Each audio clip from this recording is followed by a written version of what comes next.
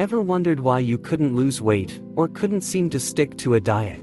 It's likely that you were roped in by a sugar addiction and didn't even know it. Here's a 5-step plan to help you cut cravings for the sweet stuff and start filling up on whole foods. Eating this way won't just help you kick sugar to the curb, you'll feel better, lighter, and more energized. And you'll find it so much easier to stick to your weight loss goals. Phase 1. Eliminate sugary beverages. Time, 1 to 2 weeks. Why? There are many culprits: soft drinks, sweetened waters, coffee drinks, energy drinks, fruit drinks, and even apple juice. In fact, apple juice can be a combination of apple flavoring and 100% sweetener derived from concentrated fructose from the apple, so it can be called 100% apple juice. One problem is that the size of these beverages can be deceiving. They also can be a way in which more sugar and calories can sneak into your diet without your knowledge. A conventional 12-ounce serving of a typical sugar-sweetened carbonated beverage, for example, is approximately 150 calories. But people rarely drink one serving.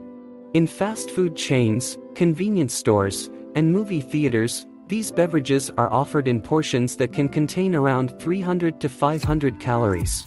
Even cutting just one serving per day has been shown to produce a weight loss of 1 pound at 6 months, and 4 pounds at 18 months. That might not sound like a tremendous amount, but remember that many people are not drinking just one 12-ounce serving per day. Approximately half of Americans drink sugary beverages on a given day, and within this half, about 25% derive 200 or more calories from them. How? If you're a big drinker of sugary beverages, this can be a tough one, and going cold turkey is your best bet. This is because they are not a part of your new way of eating, and it's not suggested that you allow even small amounts of them into your diet. They have no value, other than giving you pleasure, which you'll be getting elsewhere from now on. Make a list of all the sugary beverages you drink and create a plan for substitutes so you don't feel tempted to cheat. Pour the ones you have at home down the sink, and take them off of your shopping list. Phase 2. Eliminate junk foods. Time: 2 to 3 weeks. Why? You'll most likely find these foods in vending machines, at sporting events, and at fast food restaurants. However, you'll also likely find them lining the shelves of your pantry. In fact, they are most likely fueling your addiction. It's important to identify the sources of unnecessary sugars in your diet and cut them out. This means you'll have to cut sweet foods like cakes, cookies, candy bars, and ice cream, as well as savory and salty foods like chips, popcorn, and pretzels, all of which are classic examples of junk food. This even includes seemingly healthy items like most granola bars, energy bars, fruit bars, caramel-laced rice cakes, and buttery crackers. You know junk food when you see it, and if you're in doubt, it's most likely junk food. How? To eliminate junk foods from your diet, take a modified cold turkey approach. These types of foods have no place in your diet, and you should work to get rid of them all. Much like sugar-sweetened beverages, they are very likely fueling the vicious cycle of your dependence on them. Some people can vow to eat no more junk food at this phase and be fine, but you might need to taper down your intake more slowly and eliminate these items one by one.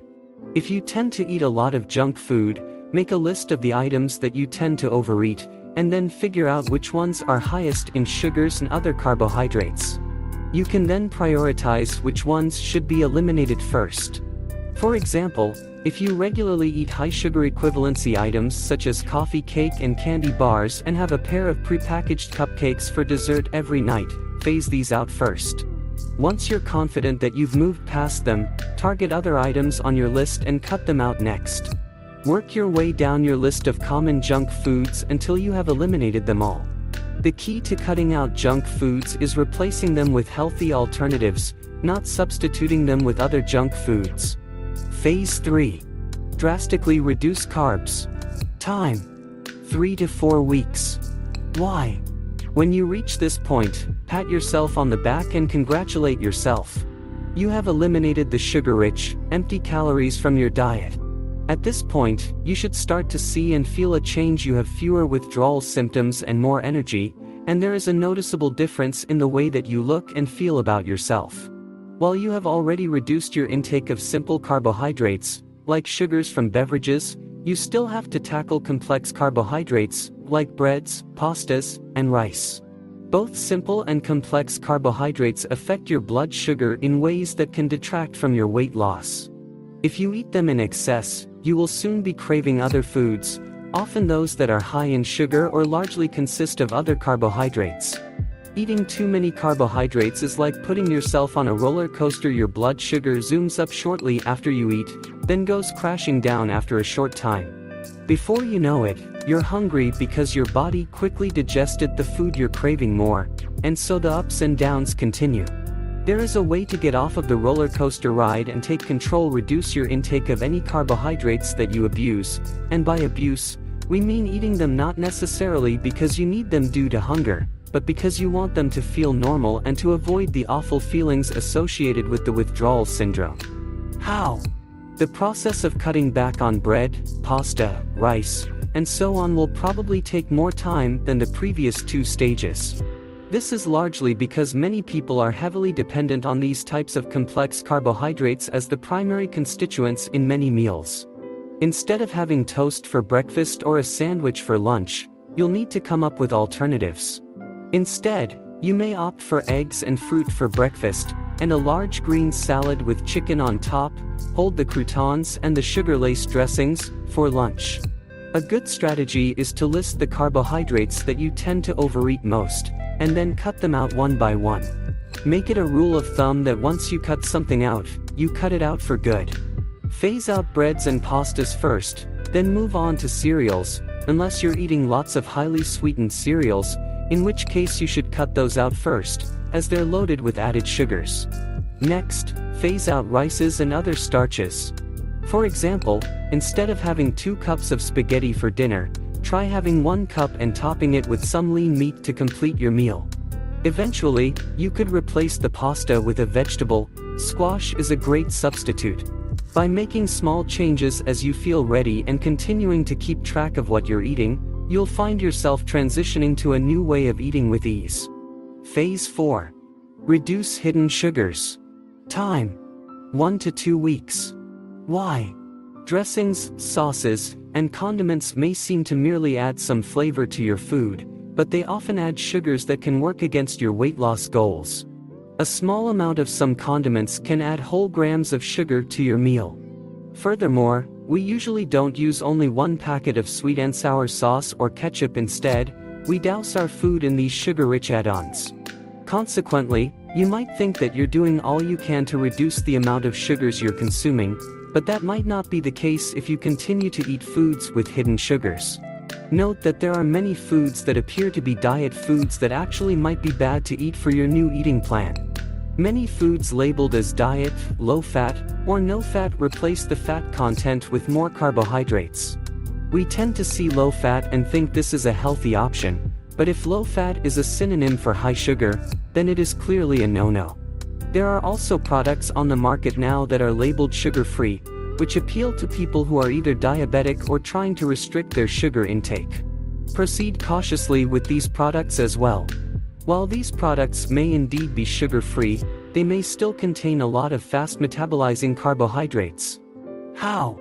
You may find, as you progress from one phase to the next, that reducing hidden or lesser-known sugars goes more smoothly than previous phases.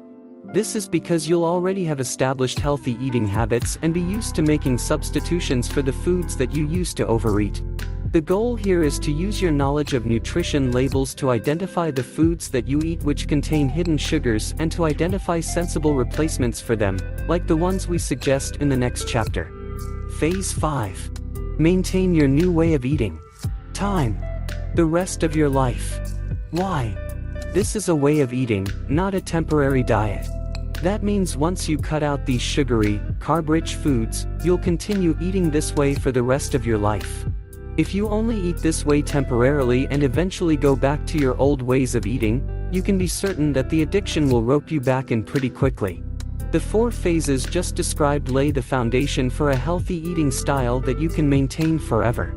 The key to achieving your goals lies in your knowledge of where sugars exist and what you can replace them with, and the consistent desire and dedication to follow what you know. How? Remember, each phase takes time. Follow the allotted time guidelines, as a minimum. Be patient with yourself. If you find that one phase takes longer than what is listed or than you expected, that's fine. The important point is to achieve the goal of that phase, not how quickly you do it. Try to identify why certain phases are more difficult than others. This may help you to troubleshoot and figure out ways to transition through that phase that are specific to your needs. Invest the time you need, it will be well worth it in the long run.